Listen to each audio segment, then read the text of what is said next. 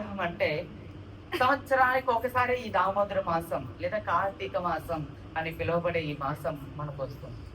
ఈ సంవత్సరానికి ఒకసారి వచ్చే ఈ మాసం 45 రోజులు ఉంటుంది. ఈ 45 రోజులు ఈ మాసం చాలా విశేషమైనటువంటిది.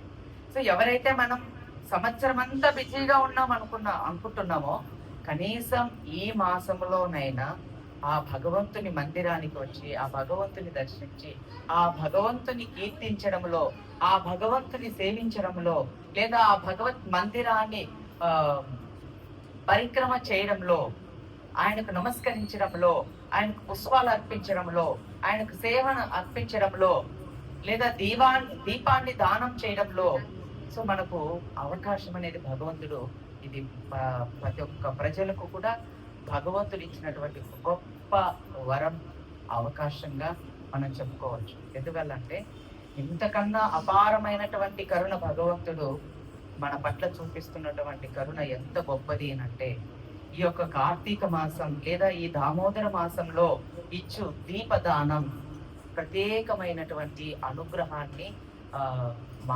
మనసునికి ఇస్తుంది, జీవునికి ఇస్తుంది. ఎందువల్లంటే అనేక జన్మలుగా చేసుకొని ఉన్నటువంటి పాపవిష్టమైనటువంటి జీవితం నశించిపోతుంది. అనేక జన్మలుగా మనం చేసుకొని పాపాలు అనుభవిస్తున్నటువంటి జీవితాన్ని ఈ యొక్క కార్తీక మాసంలో స్వామికి దీపదానం చేయడం వల్ల, దీపాన్ని అర్పించడం వల్ల ఆ పాప విముక్తిని పొందుతాము. ఎన్నో రకాలుగా మనం ఈ భౌతిక జగత్తులో బాధలు పడుతూ ఉన్నాం, రకరకాలుగా దుఃఖిస్తున్నాం, రకరకాలుగా బాధపడుతున్నాం.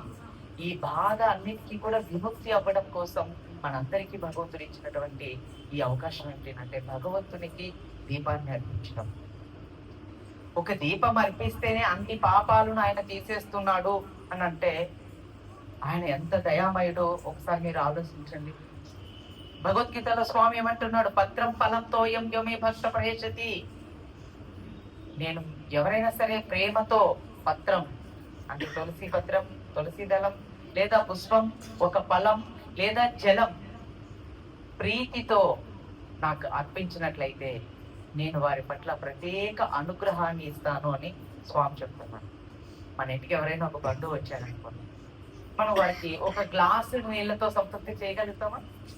పోనీ ఆయన గ్లాసు నీళ్లు తీసుకొని ఎంత మంచి వాళ్ళండి మా బంధువులు, నాకు రాగానే గ్లాసుతో నీళ్ళు ఇచ్చారు అని మీ పట్ల సంతృప్తి పొందుతారా? పొందరు. కానీ ఇక్కడ భగవంతుడు చూసావా ఎంత దయామయుడో. ఒక గ్లాసుడు నీళ్లు లేదా ఒక పత్రం, ఒక పుష్పం, ఒక పండు భగవంతునికి ప్రీతిపూర్వకంగా ప్రీతితో మనం అర్పించినట్లయితే ఆ స్వామి మన పట్ల ప్రసన్నుడయ్యి మన జన్మాంతాలుగా వస్తున్నటువంటి ఈ సంసార పాపం నుంచి మనం అందరినీ కూడా విముక్తి చేస్తాడు అని మనకు ఆచార్యులు చెప్తున్నారు. అలానే శాస్త్రాలు కూడా మనకి ఈ విషయాన్ని చెప్తున్నాయి. ఈ దామోదర మాసంలో దీపాన్నే స్వామికి అర్పించడం వల్ల అనేక పాపాల నుంచి జీవుడు బయటపడతాడని చెప్తున్నారు. చూడండి, ఇంత అవకాశం కనీసం రోజంటే మనం రాలేం కదా, కనీసం ఈ మాసంలోనైనా మనం ప్రతిరోజు మందిరానికి రావడంలో నిమగ్నం అవ్వాలి. సాయంకాలం 6:30 నుంచి 7:30 వరకు దామోదర హారతి ఉంటుంది. దామోదర హారతి మీరేమి ఇంటికా నుంచి దీపం తెచ్చుకొని, ఎందుకంటే మీరు ఇంటికా నుంచి మోసుకొని రావాలంటే ఈ రోజు ఉన్నటువంటి పరిస్థితిలో చాలా కష్టం. అందుకని మేమే మీకు ఎటువంటి బాధ లేకుండా మేము అవి ఏర్పాటు చేసేస్తాం. అక్కడ చూడండి ఎంత చక్కగా మా పిల్లలు దీపాలు ఆ ప్రమిదలు పెట్టి ఆ ప్రమిదలలో ఒత్తులు వేసి చక్కగా ఏర్పాటు చేశారు. ఇప్పుడు ఈ క్లాస్ అయిపోగానే మీకు దీపాలు వెలిగిస్తారు. మీరు చక్కగా మీ చేతుల్లో ఆ దీపం పెట్టుకొని తిప్పడం అంతే. మీకెవరికైనా అలా తిప్పడానికి కష్టం అనుకుంటే కూడా మాతాజులకు మాతాజులు, ప్రభులకు ప్రభులు మా పిల్లలు ఉన్నారు, మీకు సహాయం చేస్తారు. అంటే వాళ్ళు మీ చేయి పట్టుకొని తిప్పిస్తారు అనమాట వాళ్ళు. So don't worry, chant Hari. So మీరు ఫీల్ అవ్వద్దండి, సరేనా? మీరు హాయిగా ఆనందంగా ఉండడం మీ సుఖమే నేను కోరుకుంటేది. కాబట్టి ఇటువంటి అవకాశం మనకు భగవంతుడు ఇచ్చినటువంటి ఈ దామోదర మాసాన్ని ఎవరిని కూడా దుర్వినియోగం చేసుకోకుండా ఈ అవకాశాన్ని ఎవరైతే వినియోగించుకుంటారో ఆ వారి యొక్క జన్మాంతాలుగా వస్తున్నటువంటి పాపభూష్టమైనటువంటి జీవితం నుంచి మనం బయటపడగలుగుతాము. సో ఈ దామోదర మాసంలో అనేకమైనటువంటి లీలలు బృందావనంలో ఉన్నాయండి.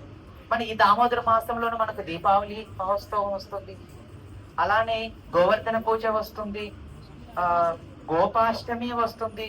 ఈ దామోదర లీల ప్రారంభమైనటువంటి రోజే మనకు రాస పౌర్ణమి అనే రోజు నుంచి మనకి దామోదర మాసం ప్రారంభం అవుతుంది. ఆ రోజు కూడా చాలా విశేషమైనటువంటి రోజు. కృష్ణుడు గోపికలతో కలిసి రాస నృత్యం చేసినటువంటి లీల ఆ రోజు నుంచి మనకి ఈ కార్తీక మాసం ప్రారంభం అవుతుంది. కార్తీక పౌర్ణమి వరకు మనకు ఈ యొక్క కార్తీక ఉత్సవం, అలానే 45 రోజుల వరకు ఈ కార్తీక దీపోత్సవం అనేది కొనసాగుతుంటుంది. కానీ విశేషంగా ఈ మాసంలో ఒక అద్భుతమైనటువంటి లీల జరిగింది. అదేంటో తెలుసా? దామోదర లీల. దామోదర లీల అంటే ఏంటో తెలుసా? మనం వెళ్ళిపోదామా దామోదర దగ్గరికి? బృందావనానికి వెళ్దామా? ఇప్పుడు మనం కీర్తన పాడుతున్నాం కదా, ఇప్పుడు మనం బృందావనంలోకి మెల్లిగా ప్రవేశిద్దాం. అందరూ సిద్ధంగా బ్యాగ్లను సర్దేసుకున్నారా? బృందావన యాత్రకు సర్దుకున్నారా? ఇంకా అంత రెడీ? రైట్, వెళ్ళిపోదాం కదా. సో ఒకరోజు బృందావనంలో కృష్ణుడు పైన చాలా మంది గోపికలందరూ కూడా వచ్చి యశోదమాతతో ప్రియతులు చేస్తున్నారు. యశోద, నీ యొక్క పుత్రుడైనటువంటి కృష్ణుడు మా ఇంటికి వచ్చి వెన్నను, పాలు, మీగడ, పెరుగు ఇవన్నీ కూడా తినేస్తున్నాడు. పోనీలే తినేలే అనుకోవడానికి కాదు, ఇక్కడ మీ పిల్లవాడు ఏం చేస్తున్నాడు అంటే ఆయన తినడమే కాకుండా మా ఇంట్లో ఉన్నటువంటి ఆ వెన్న కుండలన్నిటిని కూడా పగలగొట్టేస్తూ ఉన్నాడు. అంతేకాకుండా ఆయన మేము ఆ మంచం పైన కొనుక్కొని నిద్రపోతుంటే మా మూతులు కూడా పూసేసి వచ్చేస్తున్నాడు అనమాట. తర్వాత మొన్న ఏం చేశాడు తెలుసా? మొన్న మా ఇంటికి వచ్చాడు. తన ఒక పరివారంతో కలిసి వచ్చి నా భార్య మా భర్త నేను పనుకొని ఉంటే ఆ మంచానికి మా కొమ్ములకు ముడి వేసేసి వచ్చేసాడు కృష్ణుడు. సో మేము లేగానే ఆ మంచం తగిలి కింద పడిపోయాం. సో ఇలాంటి కొట్టి పనులన్నీ మీ అబ్బాయి చేస్తున్నాడు. ఇవి చేయకపోవడమే కాకుండా మా ఇంట్లో పావులన్నీ తాగేస్తున్నాడు, ఆ వెన్నంతా తినేస్తున్నాడు. ఒకటా రెండా ఎన్నని చెప్పాలి అని యశోదమ్మ దగ్గరికి వచ్చి ఆ గోపికలందరూ కూడా తన గోడును వెళ్ళబుచ్చుకున్నారు అనమాట. ఎందుకంటే వాళ్ళకందరికీ చాలా బాధగా ఉంది.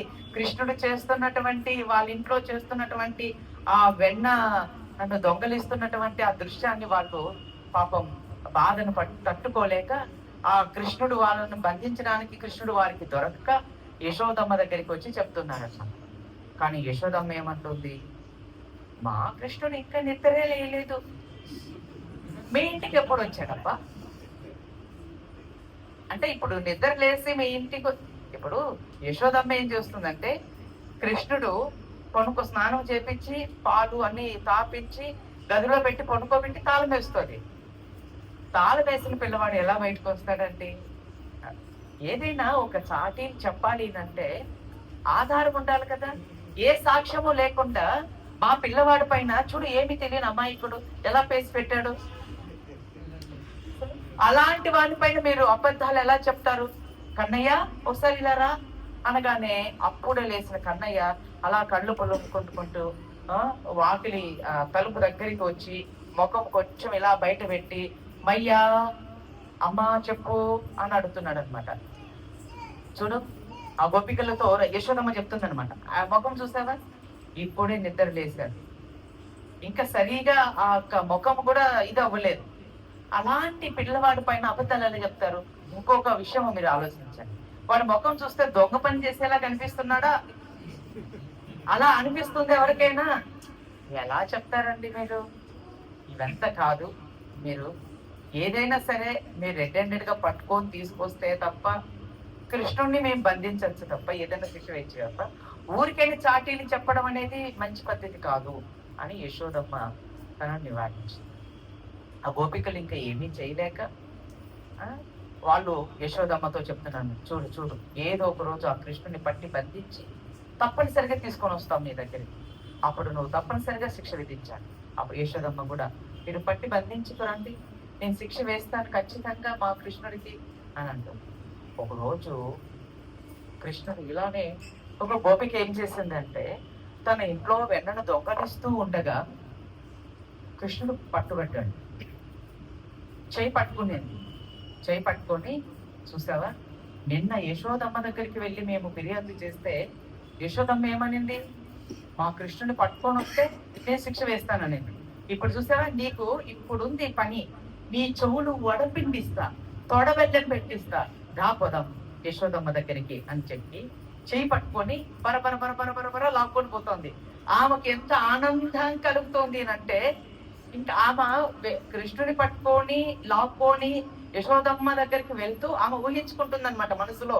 ఇప్పుడు యశోదమ్మ దగ్గరికి నేను వెళ్తున్నాను, తర్వాత యశోదమ్మకి ఈ విషయాలన్నీ కూడా చెప్తాను, ఆ కృష్ణుడు కూడా యశోదమ్మకు పట్టిస్తాను, తర్వాత యశోదమ్మ కోపంతో కృష్ణుని శిక్షిస్తుంది, అది నేను చూసి చాలా ఆనందిస్తాను అలా అనుకుంటూ యశోద యశోద రా బయటికి అని చెప్పి గట్టిగా యశోదమ్మ ఇంటి దగ్గరికి వెళ్ళి గట్టిగా అరుస్తుందన్నమాట. అప్పుడే యశోదమ్మ లోపల పనులు చేసుకుంటున్నటువంటి యశోదమాత బయటకు వచ్చింది. బయటకు వచ్చి, ఎందుకు అలా అరుస్తున్నావు, అసలు ఏంటి?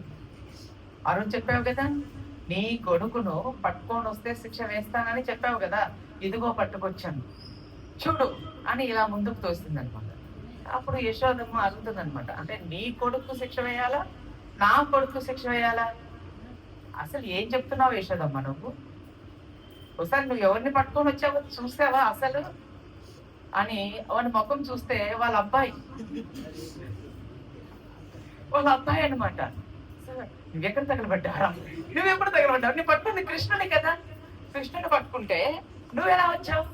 అమ్మ నేను చెప్తూనే ఉన్నానమ్మా, నువ్వే నన్ను పట్టుకొని వచ్చినావు కృష్ణ అని చెప్పేసి, నువ్వు బరబర లాక్కొని వస్తావు, నేను ఎంత చెప్పాను, దారిలో చెప్తూనే ఉన్నాను, ఒక పక్క అరుస్తూనే ఉన్నాను, అసలు నా మాట నువ్వు వినిపించుకోవడం లేదు అనేసి అన్నాడు అనమాట.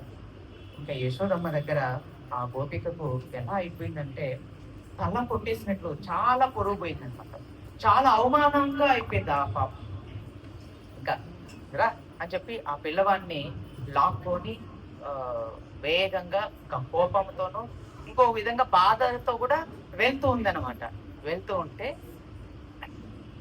చెయ్యిలు వెనక్కి లాగేస్తూ ఉన్నాడు అనమాట. లాగేస్తూ ఉంటే ఏంది, ఏమైంది వీడికి, ఎందుకు ఇలా లాగుతున్నాడు అని చెప్పేసి అని ఇలా పట్టి ఆ పిల్లవాడిని చేయి వైపు చూస్తే కృష్ణుడే. మళ్ళీ చూస్తే కృష్ణుడే. నువ్వే ఆడ తగలబడ్డావు, ఏం చెప్పు మేము దగ్గర నా అబ్బాయిగా అయినా అంటే, చూసావా నేను మా అమ్మకు నువ్వు ఫిర్యాదు చేయాలనుకున్నావు అనుకోండి, ఇప్పుడు మాత్రం నేను మీ అబ్బాయిగా వచ్చాను, ఈసారి నన్ను పట్టించాలి అని నువ్వు అనుకున్నావు అనుకో, నీ భర్తలా వస్తాను అని చెప్పి చేయి జార్పించుకొని కృష్ణుడు అలా వేగంగా వెళ్ళిపోయాడు అనమాట. ఇంకా మా తల పట్టుకొని ఏం చేయాలో తెలియక ఆ గోపిక పాపం ఇంటికి వెళ్ళిపోయింది అనమాట. ఇది పరిస్థితి బృందావనంలో. ఇలాంటి లీలలు ఎన్నో ఉన్నాయి, మనం చెప్పుకుందాం.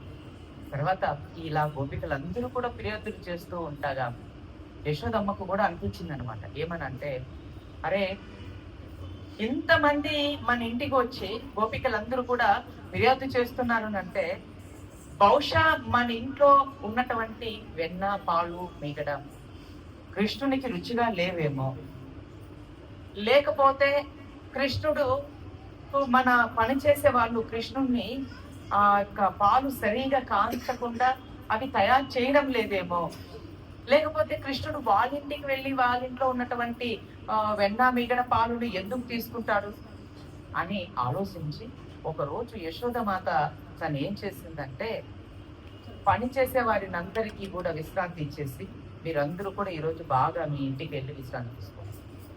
అందుకని స్వయంగా యశోదమాత గోవుల దగ్గర పాలు తీసి ఆమె కుండలో పోసి, ఒక పక్క పొయ్యి పైన కుండలో పాలు పోసి పొయ్యి మీద పెట్టి ఆ పొయ్యి వెలిగించింది. సో పొయ్యి వెలుగుతుంది. మరొక వైపు కుండలో పెరుగు పోసి ఆ పెరుగు కుండలో ఒక కొవ్వాన్ని పెట్టారు. కొవ్వం పెట్టేసి ఆమె తాడు వేసి కొవ్వానికి చిలుకుతూ ఉందని. చిలుకుతూ ఉంటే అదే సమయంలో కృష్ణుడు నిద్రలేసి అమ్మా అంటూ అరుస్తూ యశోదమ్మ దగ్గరికి వచ్చి ఆ యశోదమాత చిలుకుతున్నటువంటి ఆ కొవ్వాన్ని ఒక చేత్తో అలా గట్టిగా పట్టుకున్నాడన్నమాట. మరొక చేతితో యశోదమ్మ కొంగును గట్టిగా పట్టుకున్నాడు. అంటే ఒక పక్క కొంగును పట్టుకున్నాడు, అంటే కింద కూర్చోమంటున్నాడు. మరొక పక్క ఆమె చిలుకుతుంది, ఆ కొవ్వాన్ని పట్టుకుంటే ఆగిపోతుంది కదా, అందుకని కొవ్వాన్ని పట్టుకున్నాడు అనమాట కృష్ణుడు.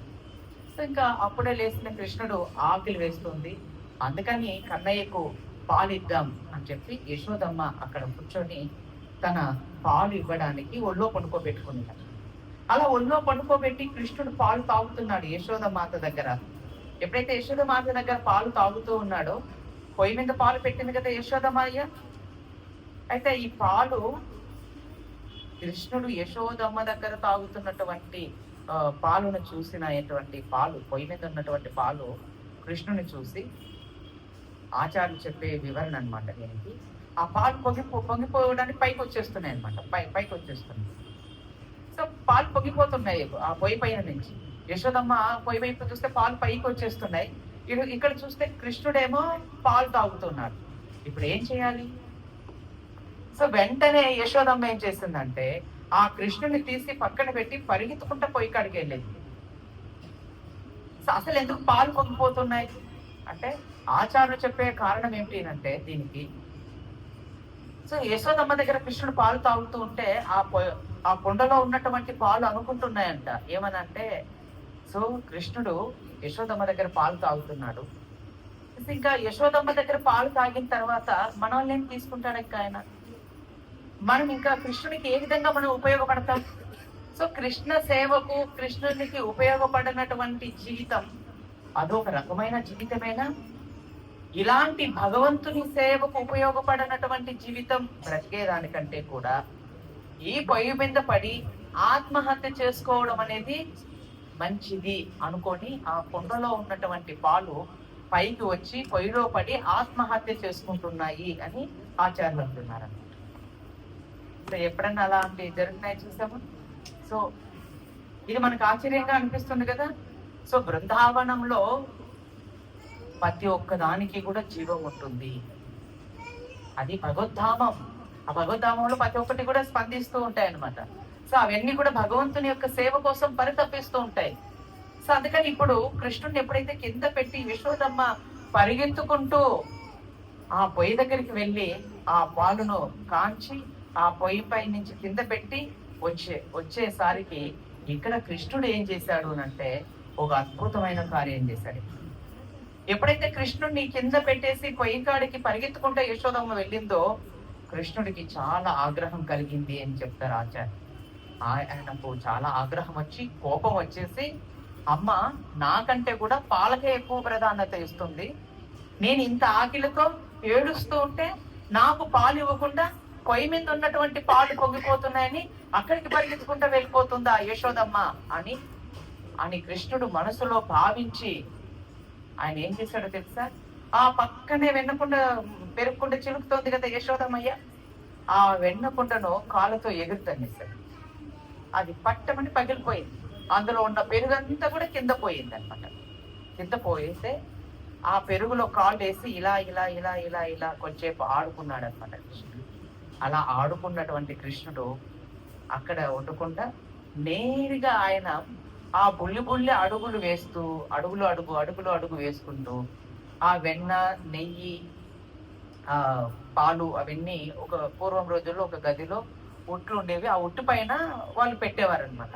సో ఆ గది అంతా కూడా వెన్న మేగడతోనూ పెరుగుతోనూ నెయ్యితోనూ నిండి ఉంటుంది అనమాట. ఆ మెల్లిగా ఆ గది తలుపులు తెరుచుకొని కృష్ణుడు అక్కడికి వెళ్ళిపోతే ఏం చేస్తున్నాడు, ఆ పైన ఉన్నటువంటి వెన్నకుండను తీసుకొని అందుకోవడానికి ప్రయత్నం చేశాడు. పాపం చిన్న కృష్ణుడు కదా, అందడం లేదు. సో వెంటనే ఆ పక్కనే ఉన్నటువంటి ఆ రోడ్డు పైకి ఎక్కాడంట. ఆ పైకి ఎక్కి కాళ్ళు కొంచెం పైకి ఎక్కి ఆ ఏళ్ళ పైన నిలబడుకొని ఒక చేత్తో ఆ ఉట్టిని అందుకు పట్టుకొని మరొక చేత్తో ఆ కుండలో ఉన్నటువంటి వెన్న ముద్దను తీసి ఆయన తినడం ప్రారంభం చేశాడు. తింటూ ఉన్నాడు.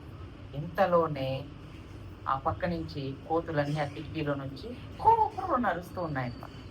సో కృష్ణుడు ఏం చేస్తున్నాడు, ఆ కోతులకు కూడా ఒక్కొక్క ముద్దను అందిస్తున్నాడు, వెన్న ముద్ద చేసి అన్నిటికీ అందిస్తున్నాడు. అవి కూడా చక్కగా ఆ వెన్నను తింటూ ఉన్నాయన్నమాట, ఆనందిస్తున్నాయి.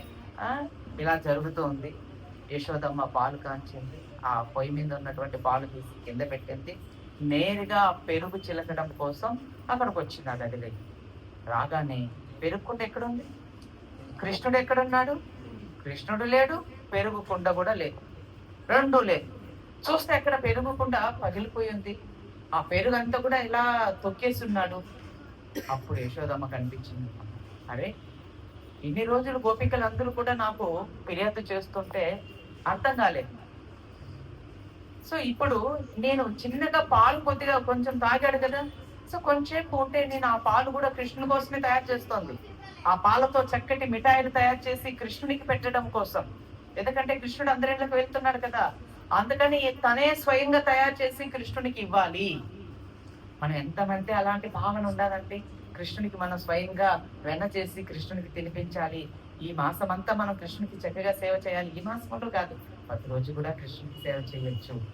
కాకపోతే మనం బిజీగా ఉండిపోయాం కాబట్టి, మన యొక్క బిజీ షెడ్యూల్ ఆయన డిస్టర్బ్ చేయదలుచుకోలేదు కాబట్టి ఒక మాసము మాత్రమే దామోదర మాసం పెట్టుకున్నాడు అన్నమాట. సో మిగిలిన మాసం కూడా దామోదర మాసమే. మనం ఎప్పుడు చేయొచ్చు భగవంతునికి సేవ, కానీ మన భావన వేరేగా ఉంది కాబట్టి మనకు ఒక మాసం మాత్రమే నిర్ణయించారు. సో కాబట్టి ఇప్పుడు యశోదమ్మ ఏమనుకుంటుంది, సో ఇంక ఇలా చేయకూడదు, ఎందుకంటే వీడిని కొంచెం క్రమశిక్షణ చెయ్యాలి. ఇంత చిన్న వయసులో ఇంత కోపము, ఇంత అల్లరి ఇలా చేస్తాడా? ఇతను కొంచెం క్రమశిక్షణ చేయకపోతే పెద్ద అయిన తర్వాత ఇంకా ఎక్కువగా చెప్పిన మాట వినకుండా తప్పుడు వాడైపోయి పెద్ద దొంగ అయిపోతే, అసలే నంద మహారాజు యొక్క పుత్రుడు, రాజు యొక్క పుత్రుడు దొంగ అయిపోయాడు అనుకోండి, ఎంత అపకీర్తండి. అందరూ కూడా రాజు యొక్క పుత్రుడు దొంగ దొంగ అని అంటే అది బాగుండదు కదా. అందుకని ఈ పిల్లవాడిని ఇప్పుడే కాస్త క్రమశిక్షణలో పెట్టాలి అని యశోదమయ్య ఏం చేసిందంటే, నేరుగా ఆ కృష్ణుడు ఆ బుల్లి అడుగులు అడుగు వేసుకుంటూ వెళ్ళాడు కదా, ఆ అడుగులు చూసుకుంటూ యశోదమ్మ కూడా ఎక్కడికి వెళ్ళాడు కృష్ణుడు అని ఎతుకుతూ వెళ్తే ఆ వెన్న మీగడ నెయ్యి పెట్టినటువంటి గదిలోకి కృష్ణుడు వెళ్ళాడు. చూసింది యశోదమ్మ. ఇలా చూసగానే పైకి రోడ్డు పైకి ఎక్కి ఆ ఉట్టి పైన ఉన్నటువంటి వెన్న కుండలో నుంచి వెన్నను తీసి ఆ వెన్న అంతా కూడా కింద చల్లేయడమే కాకుండా బయట పోతులకు అంతా కూడా పెట్టేసి ఆ ఉన్న కుండలను కూడా పగలు కొట్టేసి ఇంకా మిగిలినవి కూడా అందుకొని వేసే కింద పడేయడానికి చూస్తున్నాడు అనమాట. అవ్వా ఏమన్నారా నువ్వు? ఇన్ని రోజులు గోపికలు చెప్తా ఉంటే నాకు అర్థం కాలేదు, ఇప్పుడు మన ఇంట్లోనే జరిగేసరికి నాకు ఇప్పుడు అర్థమైంది. ఇప్పుడు చూడు నీకుంది, ఎలా చెప్తాను నీ కథ అని యశోదమ్మ ఆ పక్కనే ఉన్నటువంటి ఒక కర్రను తీసుకుంటుంది చేతికి. ఆ పక్కన ఉన్నటువంటి కర్రను తీసుకొని యశోదమ్మ ఆ గదిలోకి ప్రవేశించబోతోందనమాట. సో వెంటనే ఆ పక్క నుంచి కిటికీలో నుంచి కోతులు సైజ్ చేస్తున్నాయన్నమాట అనేసి. సో ఈ కృష్ణుడికి కూడా అర్థం అయిపోయింది వాటి సైగులు ఏంటంటే యశోదమ్మ వస్తుంది, యశోదమ్మ వస్తుంది, యశోదమ్మ వస్తుందని. ఇలా ఎప్పుడైతే కృష్ణుడు యశోదమ్మ వైపు చూశాడో యశోదమ్మ చాలా కోపంగా ఉంది. అంతేకాదు ఆమె చేతిలో కర్ర కూడా ఉంది. అమ్మో, ఇప్పుడు కానీ అమ్మకు దొరికామనుకోండి అమ్మ చాలా బాగుతుంది. ఇప్పుడు మామూలుగా కొట్టదు, ఒళ్ళంతా వాతలు పడేలా కొట్టేస్తుంది. అందుకని అమ్మ దగ్గర దెబ్బలు తినకుండా తప్పించుకోవాలి అంటే ఒకటే మార్గం, మనం ఈయనలేక పరిగెత్తుకుంటూ వెళ్ళామనుకోండి, చిన్నపిల్లలు కొట్టేటప్పుడు ఇరుగు పొరుగు వాళ్ళంతా ఏమంటారు, ఏమమ్మా బుద్ధి ఉందా నీకు, అలా ఎలా కొడతావమ్మా చిన్నపిల్లలను అంటారు కదా. సో కాబట్టి నేను ఎట్లానో చిన్నపిల్లవాడిని, అందరూ కొట్టేటప్పుడు మా అమ్మనే అందరూ చివాట్లు పెడతారు అని ఆలోచించినటువంటి ఆ కృష్ణుడు వెంటనే యశోదమ్మ ఇలా పట్టుకోబోయే లోపల దూకేశాడు రోడ్డు పై నుంచి. దూకినటువంటి కృష్ణుడు వేగంగా ఈదిలోకి వెళ్ళిపోయాడు అనమాట, దారిలోకి వెళ్ళిపోయాడు. ఎందుకంటే ఇంకా అందరూ చూస్తున్నారు, మిగిలిన గోపికలు కూడా చూస్తున్నారు, మిగిలిన వాళ్ళందరూ కూడా చూస్తున్నారు. యశోదమ్మ వెనకాల పరిగెడుతోంది, కృష్ణుడు అక్కడ ఆడో పరిగెడుతున్నాడు అనమాట. అక్కడ చూసారా ఆ ఫోటో, సార్ ఫోటో చూపించి దాంట్లో అక్కడ చూసారా కృష్ణుడిని, దామోదరుని చూసారా ఎలా ఉన్నాడు, కనిపించాడా మీకు దామోదరుడు? బట్టలు లేవు, ఏం లేవు, ఒక వడ్డానం మాత్రమే వేసుకున్నాడు అన్నట్టు. సో వేసుకొని ఎప్పుడైతే ఆ రోడ్డు పై నుంచి ఇలా దూకాడో, సో యశోదమ్మ పట్టుకోబోయే లోపల కాస్తలో తప్పించుకున్నాడు అనమాట. పరిగెత్తుకుంటూ బజార్లోకి వచ్చేసాడు, ఈదిలోకి వచ్చేసి. సో యశోదమ్మ కూడా పరిగెత్తుకుంటూ ఇంట్లో నుంచి బయటకు వచ్చేసింది. సో ఇంట్లో నుంచి యశోదమ్మ బయటకు వచ్చే లోపల ఇంకా కృష్ణుడు కొంచెం దూరం వెళ్ళిపోయాడు. కొంచెం దూరం వెళ్ళి వెనక్కి వెళ్ళి చూస్తున్నాడు అనమాట. అంటే యశోదమ్మ వస్తుందా లేదా, రావడం లేదా అని. మళ్ళీ ఇంకొంచెం దూరం వెళ్ళి మళ్ళీ ఆగుతున్నాడు అనమాట. అంటే జనాలు ఎవరైనా చూసి మా అమ్మను ఆపుతున్నారా, లేకపోతే ఏమన్నా అమ్మకు చెప్తున్నారా, పిల్లవాడిని ఎందుకమ్మా అలా కొడతావు, పిల్లల్ని అలా ఎందుకు బెదిరిస్తావు అంటాం కదా మనం. అలా ఎవరైనా అంటుంటే కొంచెం ఆనందిద్దాం అనుకొని అంటున్నారు. కానీ యశోదమ్మ, అందరూ యశోదమ్మ వైపే చూస్తున్నారు. కృష్ణుడు పారిపోతున్నాడు. సో కృష్ణుడికి ఇంకా భయం వేస్తుంది అనమాట. యశోదమ్మ పరిగెత్తడం ఆపడం లేదు, ఆమె పరుగులు తీస్తూనుంది. కృష్ణుడు కూడా అన్ని వీధుల్లో, బృందావనంలో ఆయన కూడా పరిగెడుతున్నాడు. ఈ వీధిలో నుంచి ఇంకో వీధిలోకి, ఆ వీధిలో నుంచి ఇంకో వీధిలోకి. టోటల్ గా బృందావనం మొత్తం అందరు యశోదమ్మ కృష్ణుడు కొట్టేది అందరికి తెలుసుకోవాలన్నమాట. సో మొత్తం బృందావనం అంతా తిప్పించేస్తున్నాడు అనమాట కృష్ణుడు. తిప్పించేస్తూ పాపం యశోదమ్మ, ఆమె శరీరం ఎలా ఉంటుందంటే కొంచెం లావుగా ఉంటుంది, హైట్ మనిషి అనమాట, కొంచెం బలంగా ఉంటుంది. అలా పరిగెత్తడం వల్ల ఆమెకు ఏమవుతుంది అంటే ఇంకా ఆయాసం వచ్చేస్తుంది, శరీరం అంతా కూడా చెమట్లు కప్పేస్తుంది. ఇలా జరుగుతూ ఉంటే ఆమె కొప్పులో నుంచి పూలు, ఆమె కొప్పు నిండా పూలు పెట్టుకొని ఉందనమాట. పరిగెత్తేటప్పుడు ముందు పెట్టుకొని ఉంటే ఆమె ఇలా ఎప్పుడైతే కృష్ణుడు యశోదమ్మను చూసి భయపడి పారిపోతున్నాడో, యశోదమ్మ కృష్ణుని తరుముకుంటూ వెళ్తుంది అనమాట. కొప్పులో ఉన్నటువంటి పూలు మాట్లాడుకుంటూ ఉన్నాయంట. ఆచార్యులు చెప్తారనమాట. ఏమనంటే, సఖి చూసావా, ఆ కృష్ణుడు చూడు యశోదమ్మను చూసి ఎంతగా భయపడిపోతున్నాడు, గజగజ వణికిపోతున్నాడు. వణికిపోవడమే కాకుండా భయపడి పారిపోతున్నాడు. అంటే యశోదమ్మను చూసి కృష్ణుడే, దేవాతి దేవుడైనటువంటి ఆ కృష్ణుడే పారిపోతున్నాడు అంటే, మనం సాధారణమైనటువంటి పూలు, మనం యశోదమాత పప్పులో ఉంటే మన పరిస్థితి ఏంటి? మనం అక్కడ కాదు ఉండవలసింది, యశోదమాత పాదాల దగ్గర ఉండాలి అని అని భావించినటువంటి ఆ పూలు కొప్పులో నుంచి పాదాల పైన పడిపోయినాయంట పాపం యశోదమ్మ దగ్గర. కానీ యశోదమాత మాత్రం పరుగులు తీస్తూనే ఉంది, పరుగులు తీస్తూనే ఉంది. ఇంకా చివరికి కృష్ణుడు యశోదమ్మను చూస్తున్నాడు. పాపం కృష్ణుడికి చాలా బాధ కలుగుతుంది అనమాట. అయ్యో అమ్మ ఎంతగా పరిగెడుతుంది నా కోసం, సరే చిక్కుదాం, కొంచెం అమ్మకు దొరుకుదాం అని అనుకుంటూ ఆ యశోదమాతకు దొరికే విధంగా కొంచెం మెల్లిగా పరిగెడుతున్నాడు అనమాట కృష్ణుడు. మామూలుగా చిన్నపిల్లలు దొరకలు చేస్తాం ఎంత వేగంగా పరిగెడతారంటే, వాళ్ళు చేతిలో నుంచి చాలా ఈజీగా జారుకుంటారనమాట. సో మెల్లిగా అయ్యేసరికి కృష్ణుడిని ఇంక ఇలా పట్టుకోబోయింది, ఓ చెయ్యి పట్టుకునేస్తుంది అనమాట. పట్టుకోగానే ఇంకా కృష్ణుడు అలా పట్టుకొని, కృష్ణుడు దగ్గరగా యశోదమ్మకి వెళ్ళి అలా పట్టుకొని అలా నిలబడుకునింది అంతే. ఎప్పుడైతే అలా నిలబడుకునిందో యశోదమ్మయ్య, ఆయన ఇంకా గట్టిగా ఏడ్చేస్తున్నాడు అనమాట. ఎంచేపు భయపడి పరిగెత్తాడు. ఇప్పుడు ఎలా ఉందంటే, యశోదమ్మ దగ్గరకు వచ్చేసరికి ఇంకా భయపడిపోయి 2 చేతులతో ఇలా పులిమేస్తున్నాడు. అసలే మన కలర్ గ్యారంటీ కలర్, ఆ కలర్ కు మళ్ళా కాటికి పెట్టింది యశోదమయ్యే. ఎప్పుడైతే ఆ కాటికి పెట్టినటువంటి ఆ కన్నీళ్లు కారుతున్నాయి, ఆ చేతితో ఇలా ఎక్కువ పులిమే కొరికి ఇంకా అవి బ్లాక్ అయిపోయినాయి అనమాట, నల్లగా మారిపోయినాయి. ఏడ్చి ఏడ్చి ఏడ్చి ఏడ్చి ఈ కంఠమన ఇట్లా అంటున్నాడు అనమాట. కళ్ళలోంచి నీళ్లు వచ్చేస్తున్నాయి, ఏడ్చి ఏడ్చి కళ్ళు ఎర్రగా అయిపోయినాయి అనమాట. యశోదమ్మ ఒక్కసారిగా ఆ కృష్ణుని చూసి యశోదమ్మకి ఇప్పుడు భయం కలుగుతోంది. అరే ఇదే యాక్షన్ రా బాబు, అసలు నిన్ను పట్టుకొని కూడా లేదు సరిగా, నీ దగ్గరికి వెళ్ళారు, గజగజ వణికిపోతున్నావు, అదేదో నేను పట్టు కొట్టేసినట్లు ఎక్కుట్లు పడి అని గట్టిగా ఏడ్చేస్తున్నావు, గజగజ గజ గజ గజ వణికిపోతున్నాడు.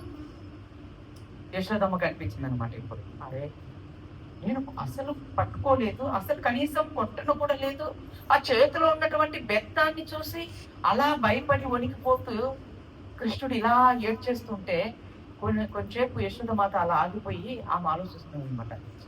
మనకుండేది ఒకే ఒక కొడుకు, ఈ ఒక్క కొడుకును ఇప్పుడు ఇలా భయపడి వాడు ఇంట్లో నుంచి పారిపోతే అప్పుడు ఉన్న ఒక్క కొడుకే కదా అని చెప్పి ఆ చేతిలో కర్రని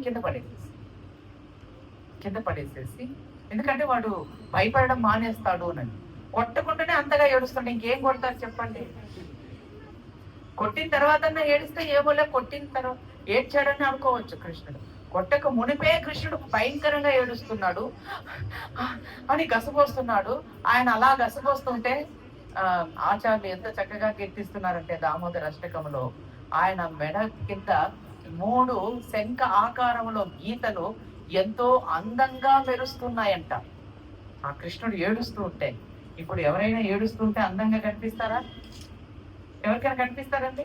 కానీ కృష్ణుడు ఏడ్చినా కూడా అందంగానే కనిపిస్తాడు అనమాట. అంత మధురంగానే కనిపిస్తాడు అనమాట. ఆ కృష్ణుడు ఇలా కళ్ళు కుళ్ళిపేసుకుంటున్నా ఇంకా అందంగా కనిపిస్తున్నాడు అనమాట. అక్కడ చూడండి ఎలా భయపడిపోతూ ఆ బెదిరి చూపులతో యశోదమ్మ వైపు ఇలా వారకన్నులతో ఇలా చూస్తూ గజగజ వణికిపోతూ ఆ శరీరం అంతా కూడా చెమటలు కప్పేస్తూ. ఆ సందర్భంలో ఆచార్యులు ఏమని అంటున్నారంటే, యమరాజే కృష్ణుని చూసి గజగజ వణుకుతాడు. ఇంద్రాది దేవతలు కూడా భగవంతుని చూసి భయం పొందుతారు. అలాంటి భగవంతుడు యశోదమాతను చూసి, యశోదమాత చేతిలో ఉన్నటువంటి బెత్తాన్ని చూసి గజగజ వణికిపోతూ ఏడుస్తున్నాడు. అసలు యశోదమ్మ ఏం పుణ్యం చేసుకునింది కృష్ణుని ఈ విధంగా పట్టుకోవడానికి, యశోదమ్మను చూసి భయపడడానికి అని ఆచార్యులందరూ కూడా యశోదమ్మ వైపు యశోదమ్మను కీర్తిస్తున్నారు. ఎటతేరకు కృష్ణుణ్ణి పట్టేసుకునింది. కృష్ణుణ్ణి పట్టుకోవడం అంటే యశోదమ్మ పట్టుకోలేదండి, కృష్ణుడే దొరికిపోయాడు అనమాట. యశోదమ్మ పరిగెత్తు గసపోస్తుంది, ఇప్పటికే చాలా దూరం పరిగెత్తింది. అమ్మని ఇంకా బాధ పెట్టడం కృష్ణునికి ఇష్టం లేదని ఆచార్యులు చెప్తున్నారు. అందుకని అమ్మకు దొరికిపోవాలి అన్న ఉద్దేశంతో కృష్ణుడు దొరికిపోయాడు. ఇప్పుడు యశోదమ్మ ఏం చేస్తోంది? అందరూ ఈ వీధిలో ఇంట్లో నుంచి అందరూ బయటకు వచ్చి ఇలా చూస్తున్నారనమాట కృష్ణుడిని. యశోదమ్మ కృష్ణుని ఒక చేతితో పట్టుకొని బరబర ఇంట్లోకి లాక్కొని వస్తుంది అనమాట. పొరువు అంతా తీస్తున్నావు కదా, ఈరుంతా తీర్చావు. ఏ రోజు ఇంత ఇలా చేయలేదు, ఈ రోజు నా పొరువే తీసేస్తున్నావు. యశోదమ్మ అంటే ఎంత గొప్పది.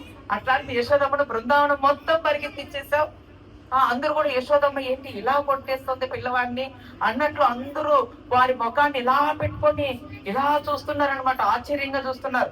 మరికొంతమంది గోపికలకు ఆనందంతో చూస్తున్నారనమాట. ఈ రోజు అయిపోయింది పని, ఎందుకంటే కృష్ణుడు ఈనాటికి దొరికాడు, ఈ రోజు బాగా యశోదమ్మ దగ్గర దెబ్బలు పడతాయి అని కొంతమంది గోపికలకు ఆనందంగా ఉంటే, మరికొంతమంది గోపికలు ఆశ్చర్యంగా చూస్తూ ఉంటే యశోదమ్మ ఏం చేసిందో తెలుసా? ఆమె తీసుకొని వచ్చి రోటికి బంధించింది. ఆచార్యులు ఈ సందర్భంలో ఒక మాట చెప్తున్నారనమాట.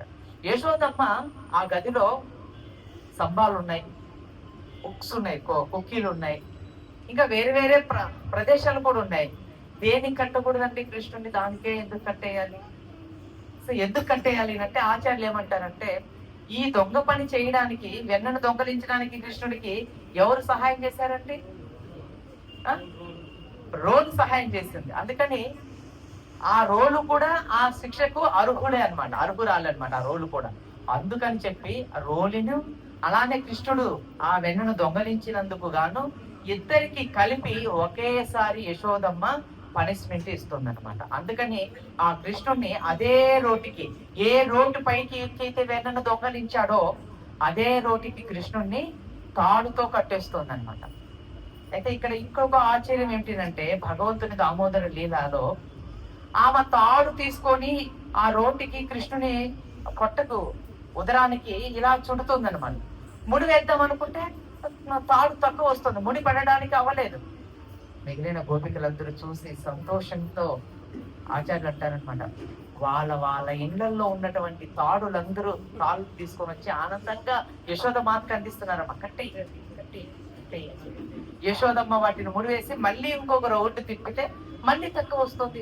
మళ్ళీ ఇంకోటి తాళ్ళు తెచ్చి దాదాపుగా గోపికల ఇళ్లలో ఉన్నటువంటి తాళ్ళన్నీ తెచ్చి ముడివేస్తే మీరు అనుకోవద్దండి ఎంత కృష్ణుడు కనిపిస్తాడంటే అన్ని తాళ్ళు కట్టేస్తే అని అనుకోవద్దండి. ఆయన భగవంతుడు ఎన్ని తాళ్ళు కట్టేసినా అది 3 అంగళాలు తక్కువ వస్తూనే ఉంది. అది ముడి వేయడానికి అవ్వలేదు. ఒక పక్క యశోదమ్మకి చెమట్లు కారిపోతున్నాయి, ఒక పక్క యశోదమ్మ దశపోస్తోంది. ఏదైనా ఎట్లా వీడిని క్రమశిక్షణ చేసేదని ఆమె మనసులో ఎంతో బాధ కనిపిస్తుంది అనమాట. కృష్ణుడు యశోదమ్మ వైపు ఇలా చూశాడనమాట. అమ్మకు చాలా బాధ కలుగుతుంది. అమ్మని ఎంతగా బాధ పెట్టడం మంచిది కాదు. సరే అమ్మను బంధించేకోవడానికి మనం అనుమతిస్తాం. భగవంతుని అనుగ్రహం లేకుండా ఎవ్వరు కూడా భగవంతుని బంధించలేరు. మనం అర్థం చేసుకోవాలన్నమాట. ఇక్కడ కృష్ణ సత్యవతముని అదే కీర్తిస్తున్నాడు అనమాట దామోదర అష్టకములో. ఇంద్రాది దేవతలు కూడా కృష్ణుని చూసి భయం చెందుతారు. అలాంటిది ఒక సాధారణ స్త్రీ యశోదమాత ఒక గ్రామంలో ఒక విలేజ్ లో పుట్టినటువంటి ఆమె ఆ కృష్ణుని దేవతలే భయపడుతున్నటువంటి ఆ కృష్ణుడిని చూసి ఆమె ఏం భయపడ్డంలే, కృష్ణుడే ఆమెను చూసి భయపడుతున్నాడు. అంతేకాకుండా అటువంటి కృష్ణుణ్ణి ఆమె ఏం చేసిందో తెలుసా, తాడుతో రోటికి ఆవలీలగా బంధించేస్తుంది.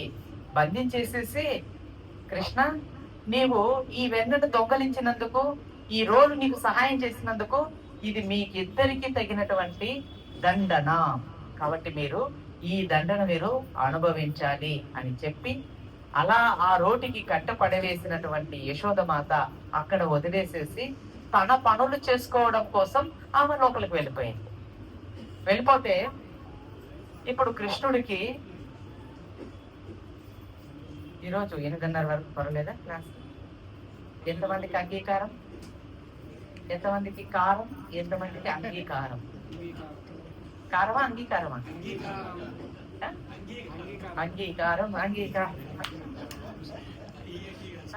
సో యశోదమ్మ అలా తాడుతో రోటికి బంధించినటువంటి కృష్ణుణ్ణి ఆ గదిలో అలా వదిలేసేసి ఆమె తన పనులు చేసుకోవడానికి తను వెళ్ళిపోయిందనమాట. తన పనుల్లో పూర్తిగా నిమగ్నం అయిపోయింది, తన పనులన్నీ చేసుకుంటుంది. కానీ ఇక్కడ మన కృష్ణుడు ఏం చేశాడు, ఆయనకు ఎప్పుడైతే యశోదమాత రోటికి అలా బంధించేసిందో ఆయనకి ఏం తోచడం లేదు. రోజు ఇల్లంతా పరిగెడతాడు, వీధులన్నీ పరిగెడతాడు, ఆ వీధిలో ఈ వీధిలో అన్ని చోట్లకు పరిగెడుతున్నటువంటి కన్నయ్యను ఒక్కసారిగా అలా రోటికి బంధించేసరికి ఆయనకి ఏం తోచడం లేదు. సో ఆయనకు ఎట్లా అయిపోయిందంటే కట్టి పడేసినట్లు అయిపోయింది అనమాట. సో చాలా బాధ వేస్తుంది, ఇట్లా తెంచుకోవడానికి ఎంతో ప్రయత్నం చేస్తున్నాడు కానీ అవి తెగడం లేదు. సరే మరి ఇప్పుడు ఏం చేయాలి, ఆయనకు ఒక ఫీడ్బ్యాక్ గుర్తుకొచ్చింది అనమాట కృష్ణుడికి. వెళ్ళిపోదామా? సో ఒకనొక రోజున నారదముని స్వర్గలోకంలో వెళ్తూ ఉండగా కుబేరుని యొక్క పుత్రులైనటువంటి నలగ్రీవ మణికుమారులని ఇద్దరు కుబేరుని యొక్క పుత్రులు, వాళ్ళు ఏం చేస్తున్నారంటే స్త్రీలతో, అందమైనటువంటి స్త్రీలతో జలకిరీలు ఆడుతూ ఉన్నారనమాట. శరీరాల పైన వస్త్రాలు కూడా లేకుండా అలానే డ్రింక్ చేస్తూ వాళ్ళు కొన్ని పదార్థాలు తీసుకుంటూ ఆ స్త్రీలతో ఎంజాయ్ చేస్తూ ఆనందిస్తూ ఉన్నారనమాట. అదే మార్గం గుండా నారదముని వెళ్తూ ఉన్నారు. అయితే స్త్రీలు ఆ నారదముని చూసి వెంటనే వాళ్ళ శరీరాలను కప్పుకొని దాక్కున్నారు, పక్కకు వెళ్ళిపోయారు. కానీ ఈ నలగ్రీవ మణికుమారులనే కుబేరుని యొక్క ఇద్దరు పుత్రులు కూడా వాళ్ళు ఫుల్లుగా డ్రింక్ చేసేసి ఆ యొక్క మైకంలో, ఆ యొక్క ఆనందంలోనే నిండిపోయి అలానే ఉండిపోయారు అనమాట. శరీరాల మీద కూడా బట్టలు కూడా లేవు. నారదముని వారి ఇరువురిని కూడా ఆ పొలంలో చూసి, అరే మీరు స్వర్గలోకంలో ఉండే వాళ్ళు భగవంతునికి చాలా చాలా దగ్గర కలిగినటువంటి వ్యక్తులుగా చెప్తారనమాట. ఎందుకంటే మనకంటే కూడా భగవంతుడితో ఎక్కువగా దగ్గర కలిగినటువంటి వాళ్ళు పైన ఉన్నత లోకాలలో ఉన్నటువంటి వాళ్ళు అనమాట. అటువంటి మీరు ఏం చేస్తున్నారు ఇక్కడ, అసలు ఏం చేస్తున్నారు మీరు ఏం చేయాలి? ఇలాగా మీకు వచ్చినటువంటి అవకాశాన్ని దుర్వినియోగం పరుచుకుంటారా? ఇలాగా మీరు ఇంద్రియ సుఖాలలో నిమగ్నం అవుతారా అని చెప్పి నారదముని వారికి ఒక శాపం ఇచ్చారన్నమాట. ఏమని అంటే, ఆయన కమండంలో నీళ్లు తీసుకొని మీరు శాశ్వతంగా వృక్షాలుగా భూలోకంలో వృక్షాలుగా పుట్టుదురుగాక అని శపించాడు. ఎప్పుడైతే ఆ విధంగా నలగ్రీవ మణికుమారులకి ఇద్దరికి కూడా నారదముని శాపం ఇచ్చాడో, సో వారికి మత్తు కాస్త దిగిపోయిందనమాట. సో మత్తు దిగిపోయి 2 చేతులు జోడించి, మహర్షి మాది తప్పు అయిపోయింది, క్షమించండి, సో మాకు ఈ యొక్క శాప విమోచన జరిగే మార్గం చూపించండి దయచేసి అని చెప్పి ప్రాధాయపడగా, అప్పుడు నారదముని వారికి మళ్ళీ ఇంకొక వరం ఇచ్చారనమాట. సరే మీరు బృందావనంలో నంద మహారాజు పెరట్లో మీరు జన్మిస్తారు, మధ్య వృక్షాలుగా జన్మించి కృష్ణుడు ఏ రోజైతే మిమ్మల్ని స్పర్శిస్తాడో ఆ రోజు మీరు ఆ చెట్ల శరీరం నుంచి మీకు మళ్ళీ యథామైనటువంటి శరీరం మీకు లభిస్తుంది అని చెప్పి ఆయన నారాయణ అనుకుంటూ భగవన్ నామం చేసుకుంటూ ఆయన వెళ్ళిపోయారు అనమాట. ఆయన పక్క ఆయన వెళ్ళిపోయారు. సో ఈ యొక్క నలగ్రీవ మణికుమారులు ఇరువురు కూడా బృందావనములో, నంద మహారాజు భవనంలో వాళ్ళు ఏం చేస్తున్నారంటే, ఒక మధ్య వృక్షాలుగా, రెండు మధ్య వృక్షాలుగా, పెద్ద వృక్షాలుగా అక్కడే పడి ఉన్నారనమాట. ఎప్పటి నుంచో ఉన్నారు అక్కడ. అయితే ఇప్పుడు ఒక ఆశ్చర్యం ఏమిటంటే, అదే మధ్య వృక్షాల కింద కృష్ణుడు ఎన్నో సార్లు ఆడుకున్నాడు. అప్పటి నుంచి పడిపోలే ఆ చెట్లు. అప్పుడు వాళ్ళని ఉద్ధరించాలని కూడా కోరుకోలేదు. తర్వాత నారదుని అక్కడి నుంచి వైకుంఠానికి వెళ్ళి ఆ యొక్క శాపం గురించి నారాయణుడితో చెప్పాడు. స్వామి, ఈ విధంగా నలకివ మణికుమారులు చేసినటువంటి అపరాధానికి నేను శాపం ఇచ్చాను. మీరు కృష్ణుడుగా అవతరించినప్పుడు వారికి శాప విమోచన చెయ్యండి అని నారదముని వారికి భగవంతుడికి ప్రార్థన చేసి తెలియజేశాడు అనమాట.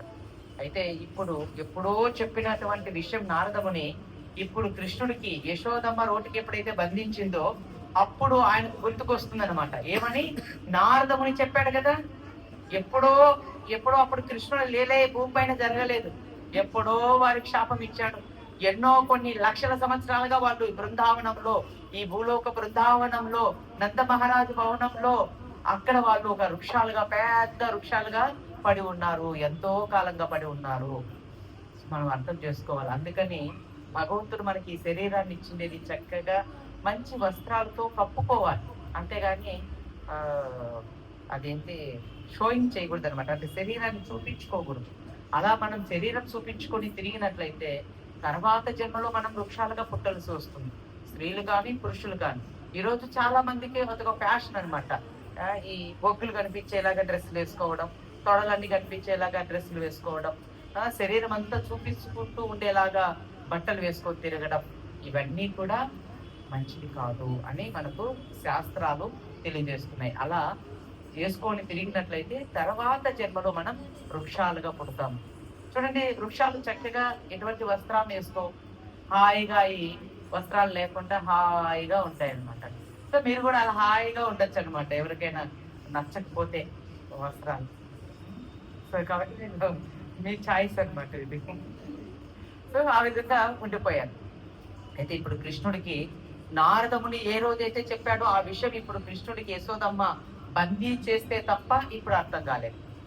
అంటే మనం ఎలా ఉంటదంటే, ఎవరికైనా బాధ వచ్చిందనుకో అది మనకు అంతగా అనిపించదు, కానీ మనకి ఆ బాధ వచ్చింది అనుకోండి, అప్పుడు బాధ ఏంటో మనకు తెలిసి వస్తుంది అనమాట.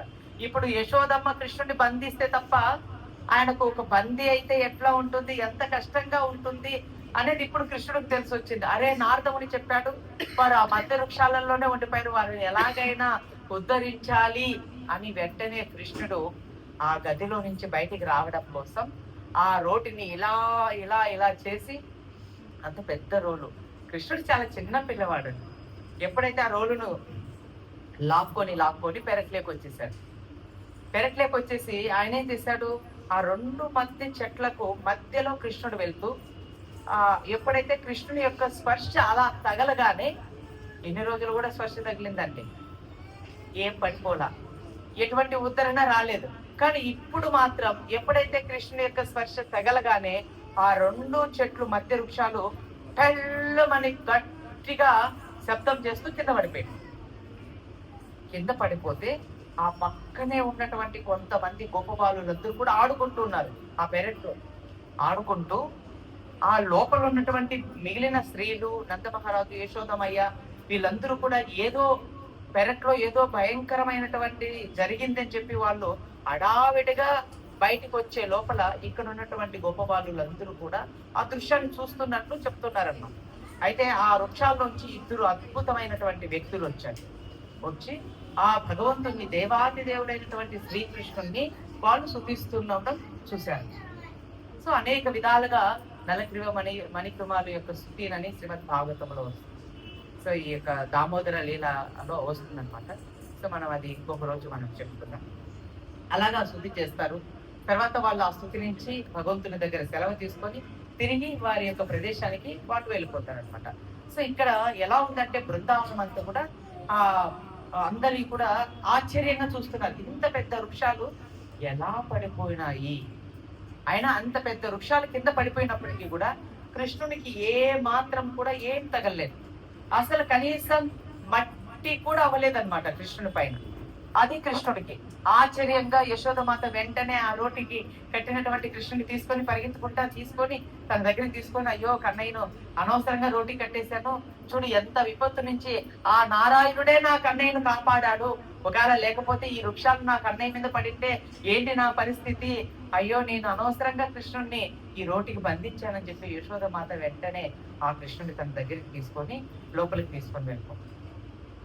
సో అక్కడ ఉన్నటువంటి కొంతమంది గోపికలు గొప్ప బాలులందరూ కూడా ఈ దృశ్యాన్ని చూసినట్లు ఆచార్యులు చెప్తూ వాళ్ళు నందమహారాజుకు యశోదమ్మకు చెప్తున్నారనమాట.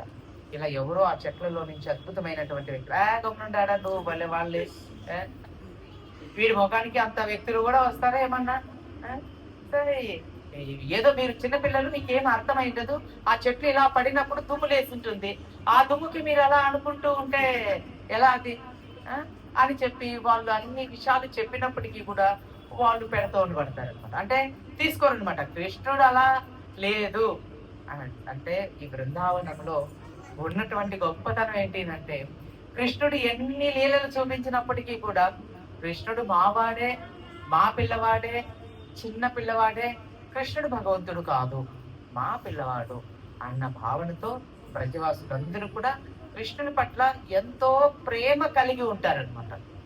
సో కాబట్టి అటువంటి ప్రేమ మనము కూడా ఆ దామోదరుని ప్రార్థించాలి. అటువంటి ప్రేమ భక్తిని మాకు కూడా ప్రసాదించాలి అని మనం దామోదరుని ఈరోజు మనం ప్రార్థిద్దాం.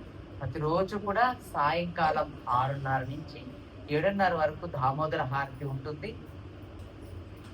మీరందరూ కూడా వచ్చి దీపాన్ని స్వామికి అర్పించవచ్చు. సో అర్పించి స్వామిని దర్శించుకొని సో మన జన్మను సార్థకం చేసుకోవచ్చు. ఈ అవకాశం ప్రతి ఒక్కరికి కూడా ఉంది. ఇక్కడ మేము చక్కటి ఏర్పాటు చేసాం. నంద్యాల ప్రజలకు అందరికీ, చుట్టుపక్కల విలేజెస్ అందరికీ కూడా ఇటువంటి అవకాశం ఉంది. ప్రతి ఒక్కరు కూడా ప్రతిరోజు వచ్చి స్వామికి దీపాన్ని అర్పించి ఆ స్వామి సేవకు కృపకు పాత్రపడతాం. హరే కృష్ణ. దామోదర భగవాన్ కి, యశోదమయ్య కి, నంద మహారాజ్ కి, వృందావన ధాम की, ब्रज धाम की, गौर प्रेमानंदे।